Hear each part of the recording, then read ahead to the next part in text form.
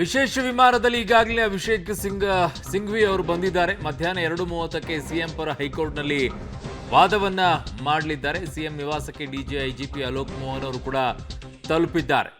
So ಬೆಂಗಳೂರಿಗೆ ಈಗ ಕಾಂಗ್ರೆಸ್ ಪರ ವಕೀಲರಾದಂಥ ಅಭಿಷೇಕ್ ಮನು ಸಿಂಘ್ವಿ, ಹಿರಿಯ ವಕೀಲರು ಸಹ ಇವರಿಗಾಗಲೇ ಆಗಮಿಸಿದ್ದಾರೆ. ಮುಖ್ಯಮಂತ್ರಿಗಳ ಪರವಾಗಿ ವಾದವನ್ನ ಕೂಡ ಮಂಡಿಸಲಿದ್ದಾರೆ. ಖ್ಯಾತ ವಕೀಲ ಅಭಿಷೇಕ್ ಸಿಂಘ್ವಿ ಬೆಂಗಳೂರಿಗೆ ಈಗಾಗಲೇ ಬಂದು ತಲುಪಿದ್ದಾರೆ. ಸೊ ಬಂದು ತಲುಪ್ತಾರೆ, ಅವರು ಬಂದು ತಲುಪ್ತಾರೆ, ಅದು ಒಟ್ಟಿನಲ್ಲಿ ಬರ್ತಾರೆ ಇವಾಗಷ್ಟೇ.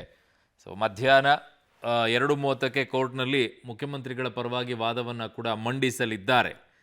ಒಂದು ಕಡೆಗೆ ಮುಖ್ಯಮಂತ್ರಿಗಳ ನಿವಾಸಕ್ಕೆ ಈಗಾಗಲೇ ಡಿ ಜಿ ಮತ್ತು ಐ ಜಿ ಪಿ ಆಗಿರುವಂಥ ಅಲೋಕ್ ಮೋಹನ್ ಅವರು ಕೂಡ ಹೋಗಿದ್ದಾರೆ. ವಿಶೇಷ ವಿಮಾನದಲ್ಲಿ ಆಗಮಿಸ್ತಾ ಇದ್ದಾರೆ ಅಭಿಷೇಕ್ ಮನು ಸಿಂಘ್ವಿ ಅವರು. ಇನ್ನೊಂದು ಕಡೆಗೆ ಮುಖ್ಯಮಂತ್ರಿಗಳು ಕೂಡ ದೆಹಲಿಗೆ ಪ್ರಯಾಣವನ್ನು ಬೆಳೆಸಲಿದ್ದಾರಂತೆ. ಯಾವಾಗ? ಆಗಸ್ಟ್ 23ಕ್ಕೆ.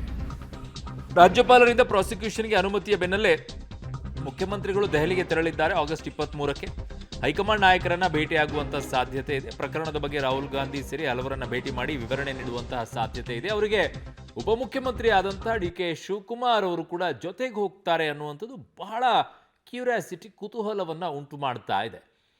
ಉಪಮುಖ್ಯಮಂತ್ರಿಗಳು ಮತ್ತು ಮುಖ್ಯಮಂತ್ರಿಗಳು ಜೊತೆಯಾಗಿಯೇ ದೆಹಲಿಗೆ ಪ್ರಯಾಣವನ್ನು ಬೆಳೆಸ್ತಾ ಇದ್ದಾರೆ. ಆಗಸ್ಟ್ 23ಕ್ಕೆ ಅಲ್ಲಿ ನಾಯಕರನ್ನ ಕೂಡ ಭೇಟಿ ಆಗ್ತಾರೆ. ಇವರು ವಿವರಣೆಯನ್ನ ಕೊಡ್ತಾರೆ ಅಂತಿದ್ದಾರೆ.